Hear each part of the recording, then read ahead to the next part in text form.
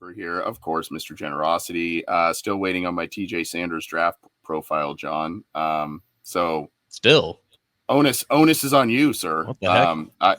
He doesn't want me to do it because of the production quality, you know what I mean, or lack thereof. So he didn't ask me last time. Thank you again. Maybe Mr. the wheel Whisper. complies, Mr. Whisper. Maybe the wheel. Yeah, complies. you're the man. Maybe the wheel complies, and that is what we are going to move on to next. And just before we do, want to remind folks to get this show through your favorite audio streamer on the Believe in Cincy podcast channel, part of the Believe Podcast Network. And you can get that through all the major platforms. We're there. You got to resubscribe to that feed. The old Cincy Jungle feed is defunct at this time. So got to resubscribe. Leave us a review if you can't get all the shows on the platform. Check out our YouTube channel, all kinds of different stuff. We appreciate it. All right, John Sheeran, you prepped the wheel. There's a lot of pressure on you. Actually, there's no pressure on you based on what happened last week. So on my end, so you have the command here. Who are, just in case, how many names do you have on here? Do you know? Yes. Yeah. So this is the give Trey some help wheel. We got Trey Hendrickson in the middle. He needs some help rushing the passer. So that's what we're going to try to do here. We had 18 names here, both edge defenders, interior defensive linemen. 18 is a number because according to the consensus board that's compiled by Neil Engelberger, Jake Lisco, Joe Goodberry, those guys do great work with their draft prep. 18 of these names are right now in the top 64 of that consensus board. So logic states that the Bengals were to draft a defensive lineman of any kind with one of their first two picks, there's probably like a 95% confidence level that it's going to be one of these names. So from edges to defensive tackles, anyone that you've seen kind of in mocks in the first two rounds, they're on this list. Okay.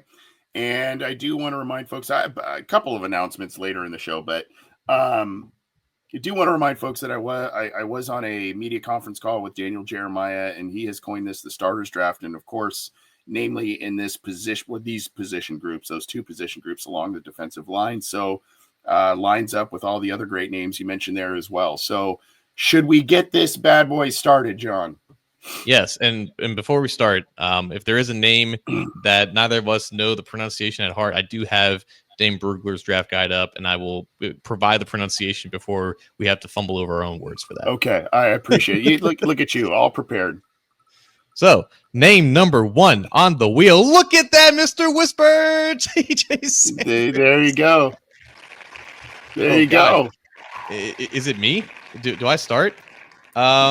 Yes, because he called you out on it. Absolutely. he did call me out. TJ Sanders is a really clean prospect, I should say. I'm not entirely familiar with the totality of his film, but he was listed a little bit lighter at like 6'4" to around 280 pounds when he was at South Carolina. Then he measured in a little bit chunkier at the combine, but he still tested really well. He's one of the few, honestly, he's one of the few defensive linemen who actually did test in totality this year with a 7'7" 3-cone, which is really impressive, but a wingspan of nearly 81 inches. He measured in at 6'4", 298 pounds, but his production profile is probably the cleanest out of this entire draft class. A pressure rate that ranks in the 91st percentile, a sack and quarterback hit rate that ranks in the 93rd percentile. Just was really consistent in getting after the quarterback and finishing those pressures, which is not a given when you're talking about a defensive lineman that's projected to go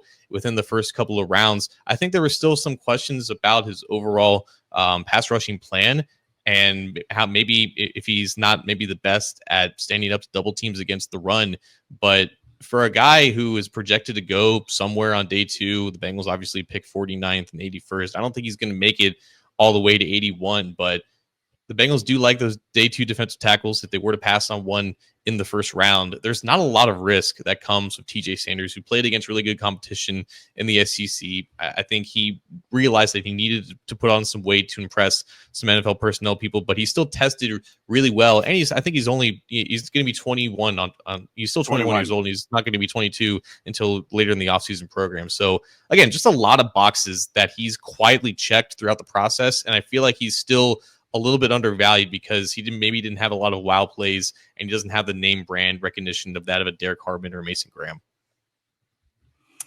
So the RAS has ranged within the mid eights, so like 8.52, 8.55. Like you said, So, last year he's listed at like almost 6'5", and he came in, I think, a touch under 6'4", and then he was at 300, weighed in at 297. So that's kind of stayed around the same. Last couple of years, John, he has 9.5 sacks over the last 3 years, with 8.5 coming the last 2 years, 4.5 in 2023 and 4 in 2024.